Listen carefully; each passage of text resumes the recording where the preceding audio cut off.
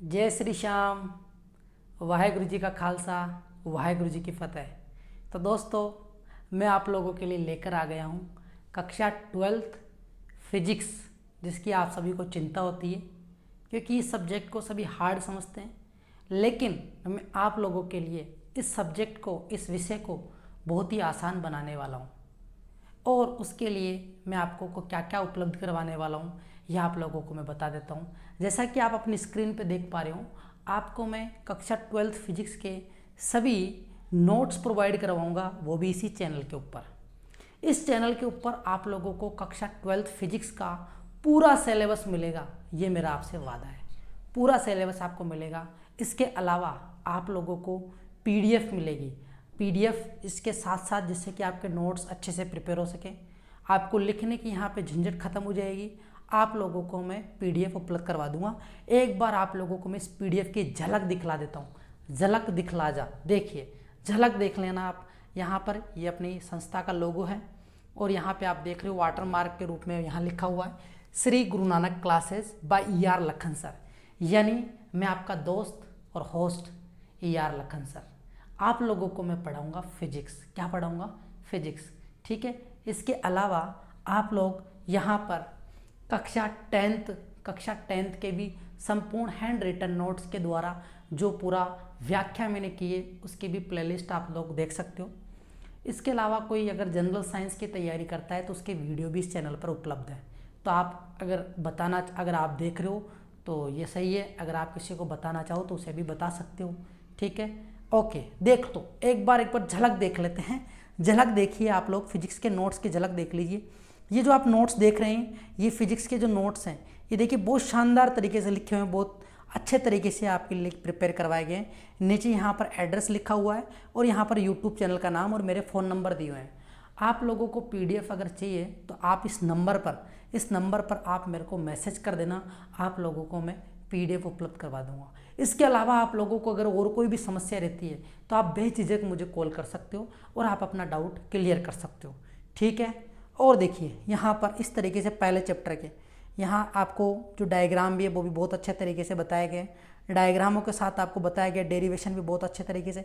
इसके अलावा इसकी खास बात है, और मैं आप लोगों को एनसीईआरटी पाठ्य पुस्तक के जितने भी क्वेश्चन है पीछे के वो भी करवाऊंगा। इसके अलावा जो अतिरिक्त क्वेश्चन है, जो आपके बोर्ड एग्जाम और जो भी बच्चा नीट IIT JEE की तैयारी कर रहा है उसके लिए भी यहाँ पे बहुत बेनिफिट होने वाला है, क्योंकि मैं यहाँ आपको न्यूमेरिकल भी सभी करवाने वाला हूँ। ठीक है। तो आप लोगों ने नोट्स की झलक तो देख ही ली होगी। ये नोट्स इस तरीके से, यहाँ पर आपको इस नोट्स के अलावा भी मैं और सरल लैंग्वेज में आप लोगों के लिए परिभाषाएं, डेरिवेशन बहुत आसान करने वाला हूँ, बहुत आसान करने वाला हूँ। आपको बहुत मज़ा आएगा। आप एक बार विश्वास करके देखिए। आप मेरा वीडियो पूरा ज़रूर देखना। जो भी मैं वीडियो डालता जा रहा हूँ उसे आप ज़रूर देखना और अपने दोस्तों के साथ शेयर करना अगर आपको अच्छा लगे तो। ठीक है, देखिए। ठीक है, यहाँ पे ये आपने देख ही लिया। इसके अलावा देखो यहाँ पे आपको इस नोट्स में एनसीईआरटी सॉल्यूशन, मैं आपको एनसीईआरटी सॉल्यूशन के क्वेश्चन भी बता देता हूँ। देखिए, ये देखिए एनसीईआरटी सॉल्यूशन लिखा हुआ है। ये एनसीईआरटी सॉल्यूशन है। ये जो क्वेश्चन है मैं भी इन सभी को भी हल करवाने वाला हूँ, चिंता मत कीजिए। इन सभी को भी हल करवाऊंगा मैं आप लोगों को। आप लोगों को संपूर्ण फिजिक्स का कोर्स आपको इस चैनल पे मिल जाएगा। आपको कहीं पे भी जाने की ज़रूरत नहीं है। तो आप इस चैनल पे अगर नए हो तो सब्सक्राइब कर लेना, और अगर आप नए हो तो बहुत अच्छी बात है, थैंक यू मेरी तरफ से। लेकिन अगर आपको वीडियो अच्छा लगे तो इसे लाइक करके जाना और कमेंट बॉक्स में अच्छे अच्छे कमेंट डाल के जाना। ठीक है। अब मैं आप लोगों को फिजिक्स पढ़ाने से पहले, क्लास 12th की फिजिक्स पढ़ाने से पहले मैं आप लोगों को फिजिक्स से रूबरू करवा लेता हूँ, यानी आपका इंटरेस्ट डेवलप करवा देता हूँ, फिजिक्स का इंटरेस्ट। क्योंकि सबसे पहले में इंटरेस्ट डेवलप होना बहुत ज़रूरी है। ठीक है, इंटरेस्ट आना हमारा ज़रूरी है। तो देखिए, हम पढ़ने वाले हैं क्लास 12th की फिजिक्स। क्लास 12th फिजिक्स पढ़ने वाले हैं, और मैं उम्मीद करता हूँ कि आप लोगों ने 11th क्लास की फिजिक्स अच्छे से पढ़ी होगी। ठीक है, 11th क्लास की फिजिक्स। अगर जिन्होंने 11th क्लास में मज़े मारे तो उनको घबराने की कोई ज़रूरत नहीं है। 11th का जो भी पार्ट आएगा मैं आप लोगों को बहुत अच्छे से उसको एक्सप्लेन करूँगा, समझाऊँगा, तो चिंता करने की कोई ज़रूरत नहीं है। ठीक है। अगर जिन्होंने पढ़ाई करी 11th क्लास में उनके लिए तो बहुत अच्छा है, और जिन्होंने नहीं करी है तो वो घबराए नहीं। आपका दोस्त होस्ट यहाँ बैठा है यार लखन सर, आप लोगों को समझा देगा सब कुछ, डोंट वरी, ठीक है, कोई बात नहीं। 11th क्लास के फिजिक्स में आप लोगों को ज़्यादातर यहाँ पे क्या रिक्वायरमेंट है, आप लोगों को विमीय सूत्र बनाना आना चाहिए। विमीय सूत्र जो मैं आप लोगों को साथ के साथ बता दूंगा, और कुछ सूत्र वगैरह हैं वो आप लोगों को पता होना चाहिए, तो हम वो सब डिस्कस कर लेंगे, घबराने की ज़रूरत नहीं है। तो यहाँ सबसे पहले बात आती है क्लास 12th फिजिक्स हो कुछ भी हो, मैं आप लोगों का इंटरेस्ट डेवलप करने वाला हूँ कि फिजिक्स क्या होती है। सबसे पहले हम ये जानेंगे कि physics, what is physics, what is physics, ध्यान से समझना, व्हाट इज़ फिजिक्स, फिजिक्स क्या है हम ये जानने वाले हैं। फिजिक्स को PHYSICS, फिजिक्स को हिंदी में भौतिक विज्ञान कहते हैं। अरे सर ये क्या नई बात बता दी आपने, ये तो हम ही जानते हैं। अरे हाँ आप जानते हो, कोई बात नहीं है, लेकिन सुनो, फिजिक्स जो वर्ड है वो डिराइव हुआ है एक ग्रीक शब्द से, एक ग्रीक शब्द से डिराइव हुआ है, और इस ग्रीक शब्द का नाम है फ्यूसिस। क्या नाम है? फ्यूसिस, फ्यूसिस ऐसे भी लिख सकते हैं, या फिर FUSIS, फ्यूसिस। तो ये कौन सी नई बात हो गई, ग्रीक शब्द है तो। अरे ये जो ग्रीक शब्द था, क्या जानना, फिजिक्स में क्या जानेंगे हम, फिजिक्स में सब कुछ क्या जानते हैं, फिजिक्स में यही तो जानते हैं कि कोई वस्तु कैसे वर्क कर रही है, उसके नियम क्या हैं, प्रकृति के नियम क्या हैं, प्रकृति के नियम क्या हैं। और अगर जिसने जाना वो वैज्ञानिक बन गया, और जिसने नहीं जाना वो कुछ भी नहीं है, वो निठल्ला रह गया। तो न्यूटन ने यही तो काम किया था। न्यूटन ने जानने की कोशिश करी कि भाई सेव जो ऊपर से नीचे कैसे गिरा। उससे पहले भी तो पेड़ के नीचे बहुत सारे व्यक्ति आके बैठे थे, उन्होंने तो देखा कि गिर गया तो गिर गया, भाड़ में जाए, अपने को क्या करना, अपने को क्या करना। तो सब लोग तो ऐसे चले गए, लेकिन न्यूटन के दिमाग में कीड़ा था। उसने क्या किया, उसने पता करके छोड़ा कि यार ये वस्तु ऊपर से नीचे क्यों गिर रही है। एक मजाक की बात करता हूँ, अगर मान लो सेव की जगह उसके सिर पर तरबूज आके गिर जाता तो क्या होता। ना तो न्यूटन का गुरुत्वाकर्षण नियम बनता, ना आप लोगों को इतनी फिजिक्स पढ़नी पड़ती, क्योंकि जो आधुनिक भौतिकी का जनक जो सॉरी एंशियंट फिजिक्स जो है, त्रिसम्मत भौतिकी जो है, उसका जनक न्यूटन ही है। उसका जनक कौन है? न्यूटन है। तो अगर उसके ऊपर तरबूज आके गिर जाता तो उसका काम तमाम हो जाता। क्या हो जाता? काम तमाम हो जाता। तो ऐसा नहीं है, आप लोग ध्यान से समझना। आपने देखा है कभी कभी इतना मोटा फल कभी पेड़ के लगाओ, तरबूज, खरबूजा, ऐसे फल सीधे ज़मीन पे बेल के रूप में उगते हैं, ये कभी पेड़ पे नहीं उगते। अगर ये पेड़ पे उगते तो सीधे ये इनके पकने से पहले टूट कर नीचे गिर जाते। तो बहुत सारे प्रकृति में से नियम बनाए गए हैं जिनके आधार पर सबको अपनी अपनी जगह निर्धारित किया गया है। चलिए टॉपिक पे आते हैं। न्यूटन ने जानने की कोशिश करी कि भाई वस्तु ऊपर से नीचे क्यों गिर रही है। तो उसने ये जाना कि पृथ्वी के पास एक ऐसा बल है जो वस्तुओं को अपनी ओर खींचता है। किसके पास? पृथ्वी के पास में। पृथ्वी ऊपर जो भी वस्तु जाती है, जैसे ये जा रही है तो ये नीचे ही आ रही है। क्यों? क्योंकि पृथ्वी इसको आकर्षित कर रही है। क्या कर रही है? आकर्षित कर रही है। ये किसने पता लगाया? न्यूटन ने। यानी उसने जानने की कोशिश करी। तो जानना क्या कहलाता है? फिजिक्स कहलाता है। जानना क्या कहलाता है? फिजिक्स कहलाता है। ठीक है, सिंपल शब्दों में आप समझ गए होंगे। तो जानना, टू नो, फ्यूसिस वर्ड था। तो जानना फिर इसी बाद में जो है इसका नाम क्या पड़ गया? फिजिक्स पड़ गया। फ्यूसिस को फिर बाद में बदल के क्या बोल दिया गया? इंडियन में फिजिक्स बोला गया। क्या बोला गया? फिजिक्स बोला गया। फिजिक्स हो गया। ओके, तो न्यूटन ने, हमने एक नई बात जानी कि न्यूटन ने कौन सा नियम दिया था? न्यूटन ने दिया था गुरुत्वाकर्षण बल का नियम। गुरुत्वाकर्षण बल का नियम। गुरुत्वाकर्षण बल का नियम किसने दिया था? न्यूटन ने दिया था। क्या होता है? 11th क्लास में आपने पढ़ा होगा। गुरुत्वाकर्षण बल का सूत्र होता है F बराबर G m1 m2 बटा r²। गुरुत्वाकर्षण बल। और गुरुत्वाकर्षण बल जो होता है हमेशा आकर्षण प्रकृति का होता है। कौन सी प्रकृति का होता है? आकर्षण प्रकृति। कभी प्रतिकर्षण नहीं है। ऐसा थोड़ी आपने कोई वस्तु फेंकी और वो दूर ही चली गई हो, वापस नीचे नहीं आई हो। हाँ, एक स्थिति में आ सकती है, एक स्थिति में जा सकती है। अगर आप किसी वस्तु को प्लायन वेग से फेंक दो। किससे? प्लायन वेग से। प्लायन वेग क्या होता है? यानी ऐसा वेग, जैसे अंतरिक्ष में जो रॉकेट होते हैं उनको जो भेजा जाता है वो प्लायन वेग से भेजा जाता है। प्लायन वेग जो होता है उसका मान होता है 11.2 किलोमीटर पर सेकंड। यानी एक सेकंड के अंदर अगर 11.2 किलोमीटर की दूरी तय कर ले तो प्लायन वेग है। अगर किसी वस्तु को अंतरिक्ष में भेजना है तो प्लायन वेग से भेज दो, लेकिन इंसान के पास इतनी ताकत नहीं है कि वो उसे प्लायन वेग से भेज दे। लेकिन रामायण में आपने देखा होगा, जो बाली था, बाली के पास में थी, बाली ने ऐसे घुमा के फेंक देता था प्लायन वेग से, तो वो अंतरिक्ष में रह जाता था, कभी धरती पे वापस नहीं आता था। इसीलिए रॉकेट जो है, पहले के ज़माने के भगवान थे, वो तो कुछ भी कर सकते थे। लेकिन रॉकेट की बात करते हैं, रॉकेट अंतरिक्ष में भेज रहे हैं तो भैया क्रिया प्रतिक्रिया, तो वो इतनी प्रतिक्रिया नीचे लगाता है जिससे कि वो ऊपर जा सके, तो न्यूटन का क्रिया प्रतिक्रिया का नियम लगता है रॉकेट लॉन्चिंग में, तो प्लायन वेग से जाता है, इसीलिए अंतरिक्ष में चला जाता है। तो प्लायन वेग के बारे में भी आप जान गए। फिजिक्स को दो भागों में बांटा, फिजिक्स को कितने भागों में बांटा? दो भागों में बांटा। एक तो होती थी चिरसम्मत भौतिकी, ठीक है, मैं इसे मिटा देता हूँ पहले। चिरसम्मत भौतिकी, एक थी चिरसम्मत भौतिकी, एक थी आधुनिक भौतिकी। आधुनिक भौतिकी यानी अभी जो मॉडर्न फिजिक्स जो है, मॉडर्न जिसमें अपन नाभिकीय भौतिकी, परमाणु भौतिकी ये सभी पढ़ते हैं, परमाणु भौतिकी ये सभी पढ़ते हैं। चलिए, भौतिक विज्ञान को दो भागों में बांटा। कितने भागों में बांटा बच्चों? भौतिक विज्ञान को दो भागों में बांटा। पहला था चिर सम्मत भौतिकी, ये क्या होता है अभी आप जान जाओगे।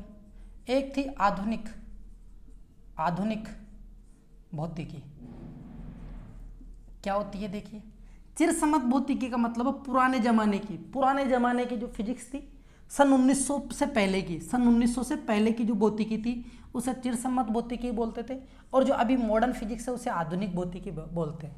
तो कुछ चैप्टर तो अपन इसमें पढ़ेंगे 12th क्लास के फिजिक्स में, आधुनिक भौतिकी तो अपन पूरी ये मान लीजिए अपन 12th क्लास में पढ़ेंगे आधुनिक भौतिकी। बात ये आती है जनक, चिरसम्मत भौतिकी का जनक कौन था? तो चिरसम्मत भौतिकी का जनक मैंने अभी थोड़ी देर पहले बताया, न्यूटन था। अब आप बताओ, अल्बर्ट आइंस्टीन मॉडर्न नाम है ना, अल्बर्ट आइंस्टीन मॉडर्न, तो मॉडर्न नाम के हिसाब से जो अल्बर्ट आइंस्टीन है वो आधुनिक भौतिकी के जनक है। अल्बर्ट आइंस्टीन जो है किसके जनक है? अल्बर्ट आइंस्टीन आधुनिक भौतिकी के जनक है। तो चिरसम्मत भौतिकी और आधुनिक भौतिकी में कौन कौन से पार्ट आते हैं ये भी अपन जान लेते हैं। तो कुछ पार्ट है, जैसे कि यहाँ पे यांत्रिकी की बात करते हैं, यांत्रिकी जिसे अपन मैकेनिक्स बोलते हैं। क्या बोलते हैं? मैकेनिक्स बोलते हैं। मैकेनिक्स जो अपन पढ़ते हैं वो चिरसम्मत भौतिकी के अंदर पढ़ते हैं, और मैकेनिक्स 11th क्लास में है। इसके अलावा मैकेनिक्स के अलावा प्रकाशिकी का मतलब है जिसे अपन इंग्लिश में ऑप्टिक्स कहते हैं। ऑप्टिक्स का मतलब होता है कि विज्ञान की वह शाखा जिसमें अपन प्रकाश के बारे में अध्ययन करते हैं, वो प्रकाशिकी कहलाता है। इसके अलावा है ऊष्मागतिकी, ये भी 11th क्लास में बहुत अच्छी तरीके से पढ़ा है। इंग्लिश में से थर्मो, मैंने आप लोगों को यहाँ बता देता हूँ कि थर्मो का मतलब हीट होता है, ध्यान रखना। थर्मोडायनामिक्स, तो एक तो ये था थर्मोडायनामिक्स, ऊष्मागतिकी। इसके अलावा अपन इसमें और भी टॉपिक्स आते हैं, यांत्रिकी, प्रकाशिकी, ऊष्मागतिकी और भी हैं। इसके अलावा आधुनिक भौतिकी में देख लेते हैं, आधुनिक भौतिकी में अपन क्या क्या पढ़ते हैं। आधुनिक भौतिकी में हम पढ़ते हैं परमाणु के बारे में, तो वो हो जाएगा परमाणुवीय भौतिकी। नाभिक के बारे में यानी नाभिकीय भौतिकी। इसके अलावा अर्धचालक एवं इलेक्ट्रॉनिक युक्तियाँ यानी आधुनिक भौतिकी में ये सभी चैप्टर आप लोग क्लास 12th में पढ़ेंगे। परमाणुवीय भौतिकी, परमाणु के लिए तो इसे अपन परमाणुवीय बोल सकते हैं, परमाणुवीय भौतिकी। और ये नाभिकीय भौतिकी, कौन सी भौतिकी? नाभिकीय भौतिकी। ये सब अपन क्लास 12th में पढ़ने वाले हैं। इसमें से अपन क्लास 12th में पढ़ेंगे प्रकाशिकी के बारे में। किसके बारे में? प्रकाशिकी के बारे में अपन इसमें पढ़ेंगे। हाँ, इसी में अपन और क्या पढ़ेंगे क्लास 12 में? विद्युतिकी। क्या पढ़ेंगे? विद्युतिकी, जिसे अपन इलेक्ट्रिसिटी बोलते हैं। क्या बोलते हैं? इलेक्ट्रिसिटी बोलते हैं। ये भी अपन क्लास 12th में पढ़ने वाले हैं। क्लास 12th में ये सभी अपन ने 11th में पढ़ लिया, यांत्रिकी, थर्मोडायनामिक्स, और भी पार्ट्स हैं, लेकिन मैं आपको जनरली आइडिया बता रहा हूँ। ये जनक आप लोग जान ही गए हैं, लेकिन अगर आपसे केवल भौतिक विज्ञान का जनक बोले तो आप केवल न्यूटन का नाम लेंगे। किसका नाम लेंगे? न्यूटन का नाम लेंगे। भौतिक विज्ञान का हमारे समाज में बहुत बड़ा योगदान है। अगर ये फिजिक्स नहीं होती तो ये जो टेक्नोलॉजी आप देख रहे हो, मशीनरी वगैरह, बहुत सारे कामों को आसान किया है फिजिक्स ने हमारे लिए बहुत सारे कामों को आसान किया है। फिजिक्स की वजह से बहुत सारी मशीनों का निर्माण हुआ है, विकास हुआ है, और बहुत जिस काम को करने में बहुत ज़्यादा समय लगता था, हम फिजिक्स की मदद से उस काम को चुटकियों में कर लेते हैं, बहुत आसान तरीके से कर लेते हैं बिना ज़्यादा मेहनत करे। ठीक है, तो फिजिक्स का बहुत बड़ा योगदान है समाज के अंदर। बहुत सारे इसमें कहाँ कहाँ काम आती है सब चीज़ें आप जान जाएंगे। देखिए, परमाणुवीय भौतिकी से परमाणु बम बना, नाभिकीय न्यूक्लियर फिजिक्स विखंडन करवाना, अर्धचालक एवं इलेक्ट्रॉनिक युक्तियाँ, अर्धचालक, इस अर्धचालक की वजह से आप जो ये देख पा रहे हो ये सब अर्धचालक की वजह से, किसकी वजह से है? ये सब अर्धचालक की वजह से, ये सभी अर्धचालक की वजह से हैं। इलेक्ट्रॉनिक युक्तियाँ, ये सभी आप मोबाइल, लैपटॉप, ये सब जो देखते हो ये है क्या? ये सभी इलेक्ट्रॉनिक युक्तियाँ हैं। क्या है ये सब इलेक्ट्रॉनिक युक्तियाँ हैं। क्या है ये सब? इलेक्ट्रॉनिक युक्तियाँ। ठीक है, ये सब इलेक्ट्रॉनिक युक्तियाँ हैं। इलेक्ट्रॉनिक युक्तियाँ जैसे आप इसमें पढ़ेंगे, पूर्ण तरंग दृष्टकारी, अर्ध तरंग दृष्टकारी, डायोड, पीएन जंक्शन, बहुत सारी चीज़ें हम कवर करने वाले हैं। आप चिंता मत कीजिए, सब चीज़ें पढ़ाने वाला हूँ मैं आप लोगों को, सब एक एक बाल की खाल निकाल देंगे अपन, ये मान लो। यानी फिजिक्स में आपको कोई मात नहीं देने वाला, ये मेरी गारंटी है। आप लेकिन वादा करो कि आप मेरे सारे वीडियो देखोगे, ठीक है, और जैसे जैसे मैं बताऊँ वैसे वैसे आपको करना है। तो हम लोगों ने ये तो जान लिया, क्या जान लिया? कि भौतिकी के ये भाग होते हैं। भौतिकी बहुत काम की चीज़ है भैया, बहुत काम की चीज़ है। सब इसको हार्ड समझते हैं, लेकिन अपने दैनिक जीवन से अगर इसको जोड़ोगे तो भौतिक विज्ञान भैया बहुत काम की चीज़ है। अब दैनिक जीवन में कैसे जोड़ेंगे सर, आप बताओ दैनिक जीवन में कैसे जोड़ेंगे? अरे भैया, दैनिक जीवन में आप जोड़ो ना, पैदल चल पा रहे हो, किस कारण से? जमीन पे पैदल आप जमीन पे चल पा रहे हो, किस कारण से चल पा रहे हो भैया? घर्षण की वजह से, क्रिया प्रतिक्रिया की वजह से। अगर ज़मीन से, अगर आप बिल्कुल प्लेन जगह है, मार्बल जैसे मान लो, टाइल मान लो, अगर उसके ऊपर पानी डाल दिया तो घर्षण बिल्कुल खत्म। चल के बता दो, देखे वहीं पे धड़ाम से गिर जाओगे, प्लास्टर बनाने के लिए ऐसे पास में जाओगे। इसीलिए फ्रिक्शन, अगर फ्रिक्शन खत्म कर दिया तो भैया नहीं चल सकते। अगर आपने मार्बल या फिर टाइल के ऊपर ग्रीस लगा दी या तेल डाल दिया तो फ्रिक्शन खत्म। तो आप चल के बताओ तो देखिए उसके ऊपर, नहीं। तो चलने के लिए, पैदल चलने के लिए फ्रिक्शन बहुत जरूरी है। इसके अलावा आपके पाँव के द्वारा क्रिया प्रतिक्रिया लगाई जाती है, जो कि न्यूटन का तीसरा नियम है। अगर आप क्रिया करोगे तो उसकी प्रतिक्रिया होगी। पंजे के द्वारा आपने बल लगाया, पंजे के द्वारा तो पंजा पीछे धक्का देगा, जमीन उसको आगे धक्का देगी, इसलिए आप चल पाते हो। तो दैनिक जीवन में उपयोग है। मार्कर से मैं लिख पा रहा हूँ यहाँ बोर्ड पे। अगर यहाँ पे बिल्कुल ऑयल लगा दिया जाए तो क्या ये मार्कर चल पाएगा इसके ऊपर? नहीं ना। क्यों नहीं चल पाएगा? क्योंकि यहाँ पे फ्रिक्शन खत्म हो गया। फ्रिक्शन, घर्षण बहुत जरूरी है। घर्षण हमारे लिए मित्र भी है, घर्षण हमारे लिए शत्रु भी है। कैसे? घर्षण, मशीन के कलपुर्जे जो है घिस जाते हैं धीरे धीरे, वो घर्षण की वजह से, तो नुकसान हुआ ना। लेकिन अभी आपने जाना कि घर्षण अगर खत्म तो हम भी खत्म, चल ही नहीं पाएंगे, गाड़ियाँ चल ही नहीं पाएगी। कीचड़ के अंदर मोटरसाइकिल फंस जाए या कार फंस जाए तो पहिया वहीं पे घूमता रहता है, वहीं पे घूमता रहेगा, आगे किससे के नहीं पा रहा, क्योंकि घर्षण नहीं मिल पा रहा। क्या करते हैं? अगर जिसने फिजिक्स पढ़ी हो, फिजिक्स क्या है? अरे जो बिल्कुल गाँव का है वो भी जानता है, लेकिन उसने बस साइंटिफिक तरीके से नहीं पढ़ा। क्या करेगा वो? उसके नीचे या तो मिट्टी डालेगा या फिर पत्थर डालेगा, जिससे कि घर्षण बल बढ़ सके और पहिया घूम सके, रोटेट हो सके। तो इस तरीके से वो आगे बढ़ेगा। ठीक है, समझ में आ रही है मेरी बातें? अभी मैं केवल आपको इंटरेस्ट डेवलप कर रहा हूँ। फिजिक्स क्या है? फिजिक्स, आप अपने घर में जो भी सब्जी काटने का काम करते हो, सब्जी, अगर मैं आपको चाकू की जगह दे दूँ, कोई एक बिल्कुल भोटा सा चाकू दे दूँ जिसके धार ही नहीं है, तो क्या आप सब्जी काट लोगे? नहीं कटेगी ना, बहुत ज़्यादा बल लगाना पड़ेगा तो भी नहीं कटेगी। लेकिन बिल्कुल धारदार वाला चाकू दे दो, फटाफट टक टक टक टक जल्दी कट जाएगी। ऐसा क्या हुआ? ऐसा इसलिए क्योंकि उसका धार आपने क्या कर दी? तेज कर दी, यानी क्षेत्रफल कम कर दिया, आगे से क्षेत्रफल कम कर दिया।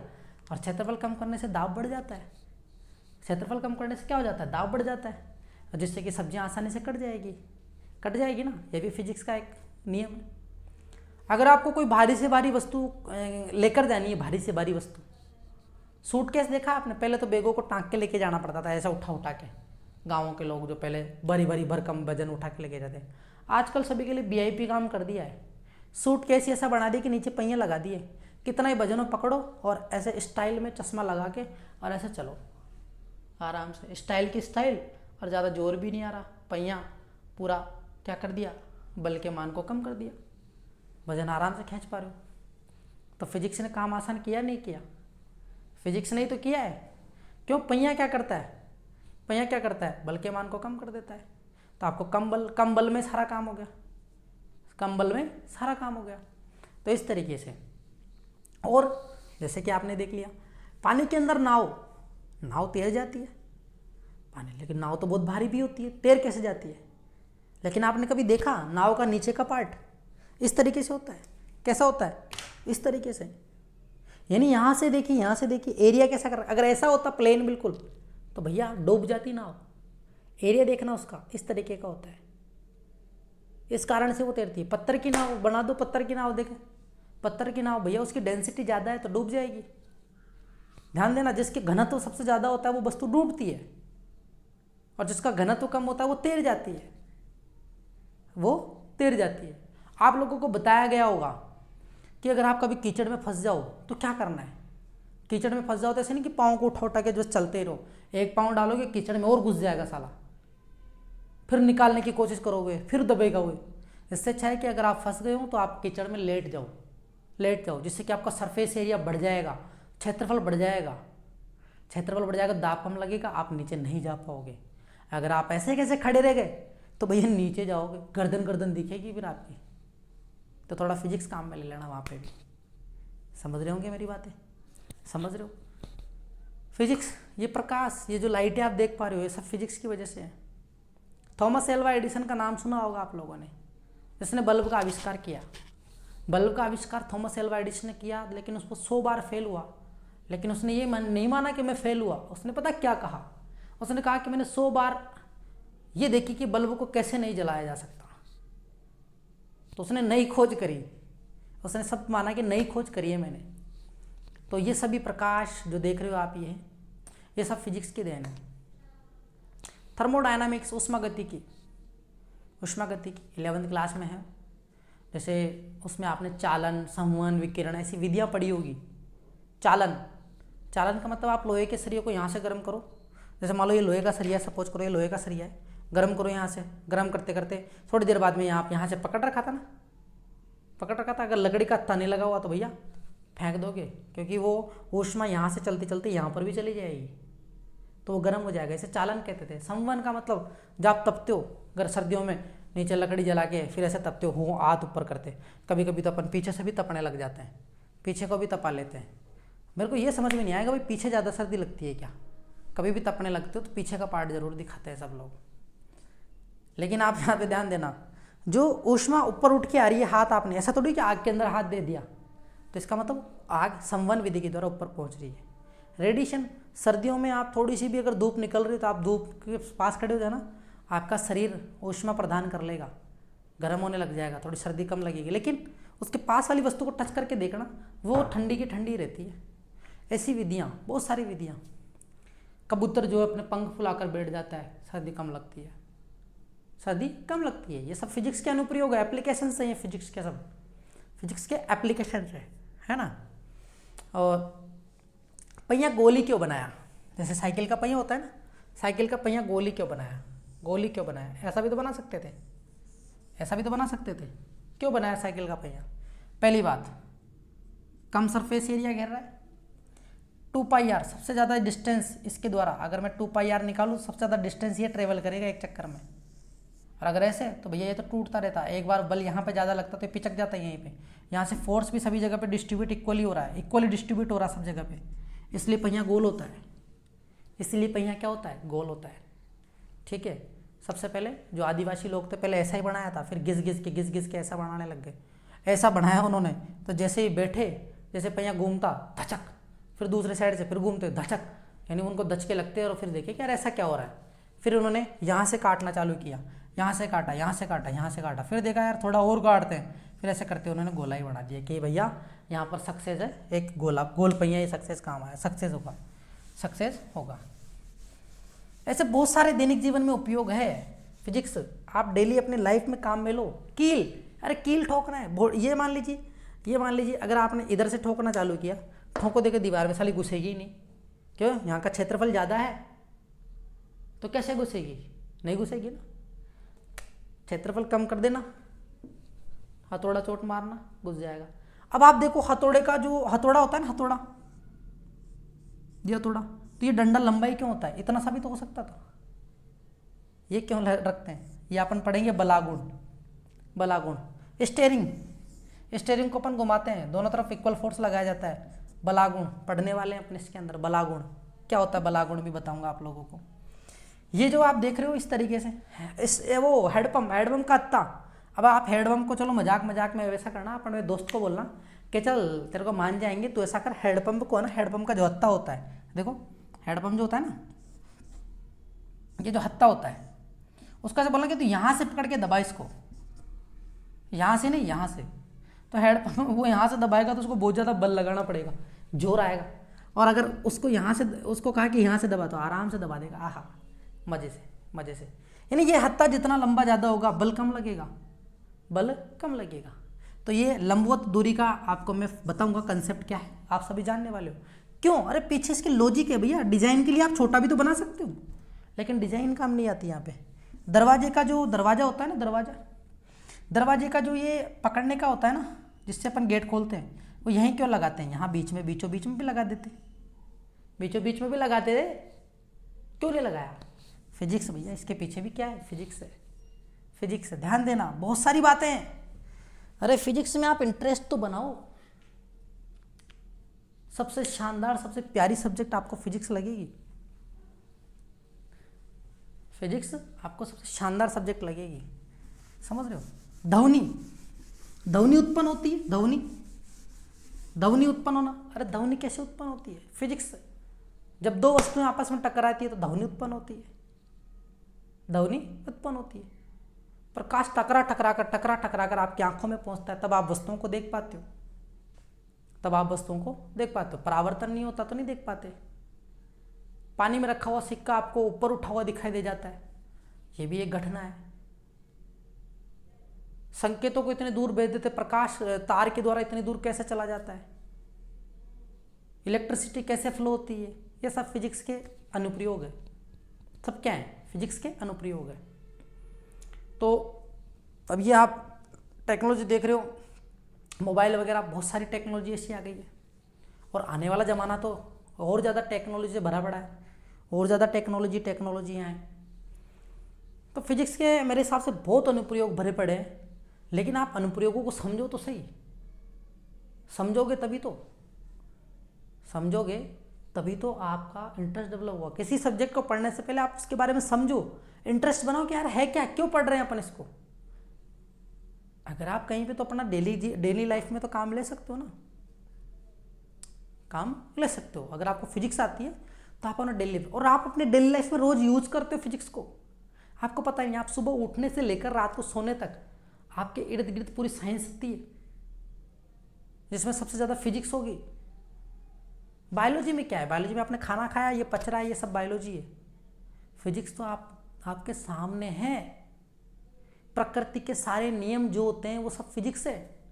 तो फिजिक्स के अंदर अपन प्रकृति के नियमों का ही तो अध्ययन करते हैं। क्या करते हैं? प्रकृति के नियमों का अध्ययन करते हैं।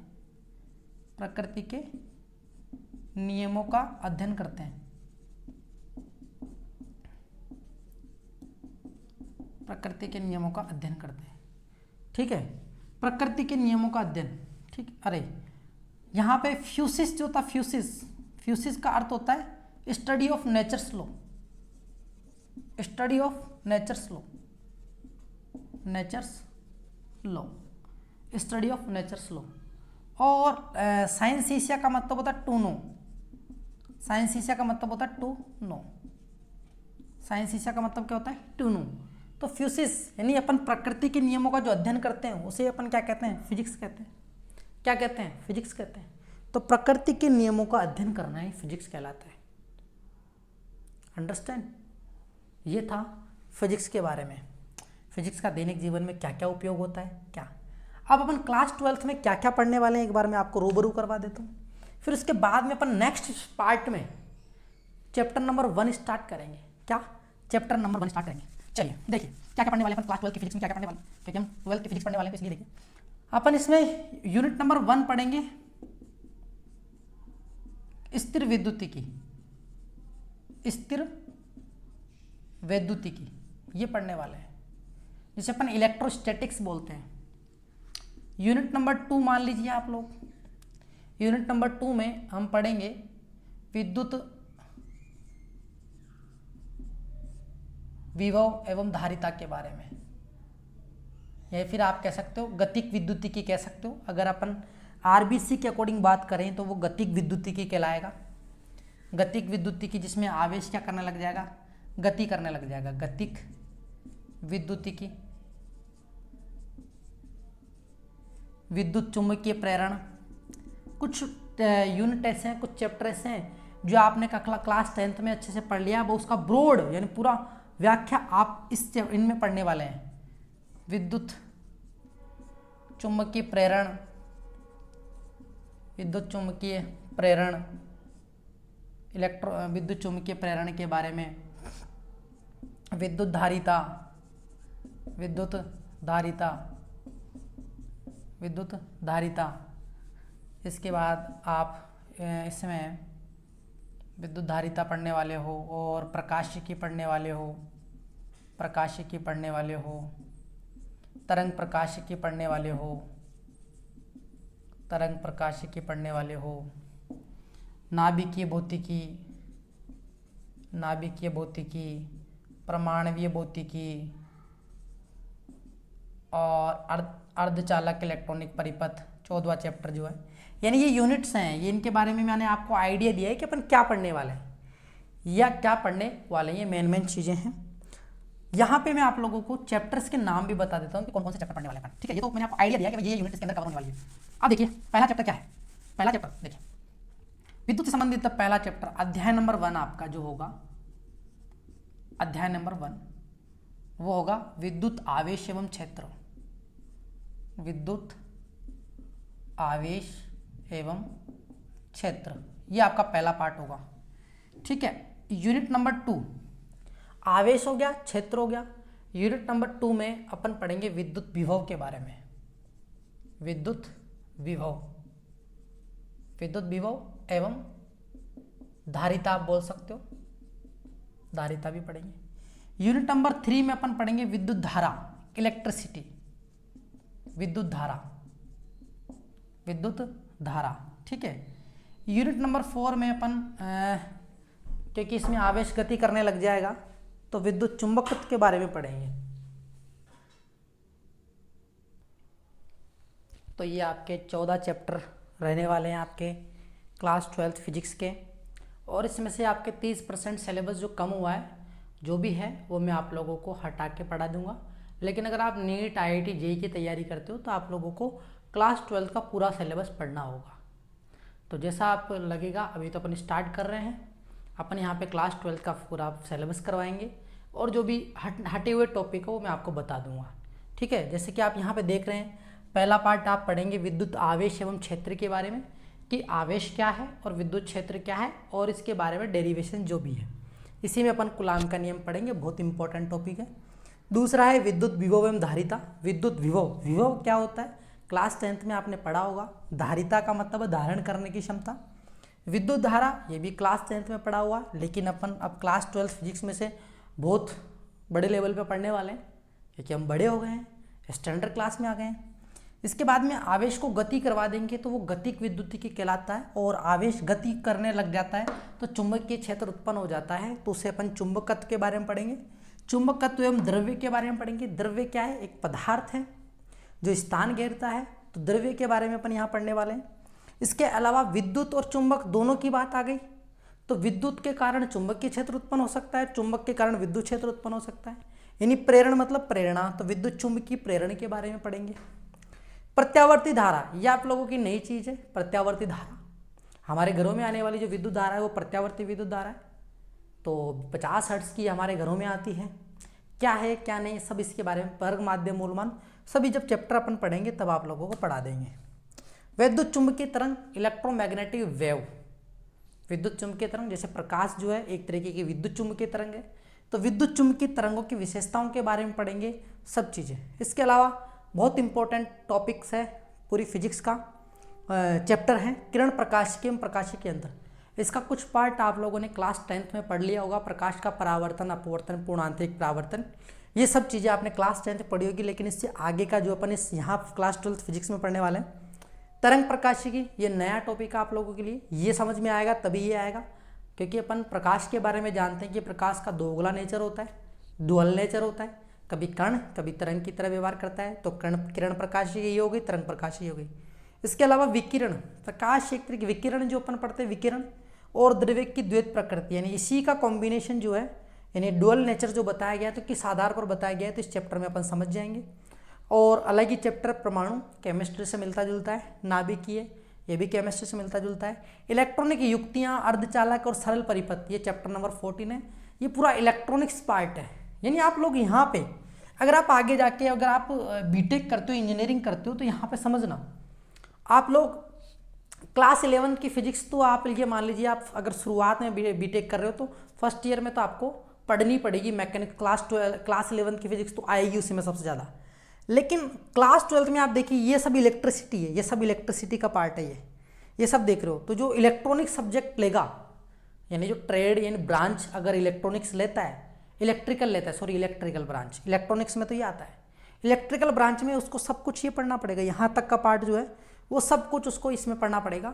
और ये भी थोड़ा बहुत वो इलेक्ट्रिकल में पढ़ सकता है, लेकिन सबसे ज़्यादा जो पढ़ेगा वो इलेक्ट्रॉनिक्स में पढ़ने वाला है, इलेक्ट्रिकल ब्रांच के अंदर। ठीक है, तो ध्यान समझ लेना, इंजीनियरिंग अगर आप करो तो क्लास 12th की फिजिक्स बहुत इंपॉर्टेंट है अगर इलेक्ट्रिकल ब्रांच से कर रहे हो। बाकी 11th की फिजिक्स तो बहुत इंपॉर्टेंट है, आनी ही चाहिए। अगर आप बीटेक में एडमिशन ले रहे हो, इंजीनियरिंग कर रहे हो, तो आपको क्लास 11th की फिजिक्स तो आनी ही चाहिए, ध्यान रखना। ठीक है, इस तरीके से मैंने आप लोगों को पूरा आइडिया बता दिया कि फिजिक्स क्या होती है, फिजिक्स का दैनिक जीवन में क्या उपयोग है, क्या कहाँ कहाँ फिजिक्स हमारे काम आती है, और क्लास 12th की फिजिक्स में हम क्या क्या पढ़ने वाले हैं, कौन कौन से पार्ट डिस्कस करने वाले हैं, ये सब चीज़ें हमने इस वीडियो में जान लिया। अब मैं आप लोगों को जो नेक्स्ट पार्ट आने वाला है उसमें अध्याय नंबर 1 विद्युत आवेश एवं क्षेत्र, ठीक है, इसका इंट्रोडक्शन सबसे पहले पढ़ेंगे। फिर इसके बाद में ये जो नोट्स आप देख रहे हो, इन नोट्सों के साथ साथ और भी आपको एक्स्ट्रा चीज़ें मैं बताता चलूँगा और उसको नोट भी करवाता हुआ चलूँगा। तो इस नोट्स के अलावा भी अपन बहुत सारे कॉपी अलग से बना लेना, उसमें भी आपको बहुत सारी बातें लिखनी है। ठीक है, तो इस तरीके से अपन इस पूरे चैप्टर को बहुत अच्छे से कवर करेंगे, एनसीईआरटी के क्वेश्चन करेंगे, सब कुछ करने वाला है। तो बस आप लोगों से मेरी यही रिक्वेस्ट है कि अगर आप इसे देख रहे हो तो अपने दोस्तों के साथ भी ज़रूर शेयर करना, अपने दोस्तों के साथ भी शेयर करो, उनको भी बताओ, तो मुझे भी मोटिवेशन मिलेगा। अगर इस चैनल पे और ज़्यादा सब्सक्राइबर आएंगे, अगर व्यूज़ बढ़ेंगे तो और मेरे लिए अच्छा होगा। तो मैं आप लोगों से ये उम्मीद करता हूँ, आशा करता हूँ कि आप लोग मेरा इतना सा सपोर्ट करेंगे। ठीक है, तो जाने से पहले मैं आप लोगों से एक बात कहता हूँ कि और भी आएंगे बहारों में कलियाँ चुनने वाले। क्या, अरे वाह वाह नहीं करोगे क्या? और भी आएंगे बहारों में कलियाँ चुनने वाले, और भी आएंगे बहारों में कलियाँ चुनने वाले, अरे तुमसे बेहतर पढ़ने वाले और हमसे बेहतर पढ़ाने वाले। तो पढ़ाने वाले आप भी मेरे सामने बहुत, हर साल नए नए बच्चे पढ़ने आते हैं और आप भी नए नए टीचरों से पढ़ोगे, तो और भी आप जैसे और भी आएंगे पढ़ने वाले, और मेरे जैसे आपको पढ़ाने वाले और भी आएंगे। ठीक है बच्चों, तो मिलते हैं नेक्स्ट वीडियो में, तब तक के लिए टेक केयर, गुड बाय, जय हिंद।